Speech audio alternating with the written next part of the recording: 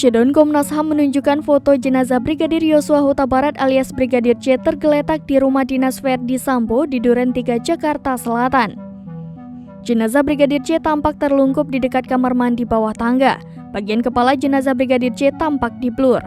Selain itu, jenazah Brigadir J masih menggunakan kaos putih dan celana jeans. Komisioner Komnas HAM Khairul Anam mengatakan bahwa foto tersebut diambil 1 jam seusai Brigadir J dihabisi. Menurutnya, foto ini didapatkan dari recycle bin sebuah handphone yang diselidiki Komnas HAM. Komnas HAM juga menunjukkan histori panggilan telepon yang dilakukan Brigadir J pada 8 Juli 2022 sebelum korban tewas menggenaskan. Diketahui, pada histori panggilan pada pukul 16.31 waktu Indonesia Barat, 8 Juli 2022, Brigadir J masih melakukan komunikasi lewat ponsel.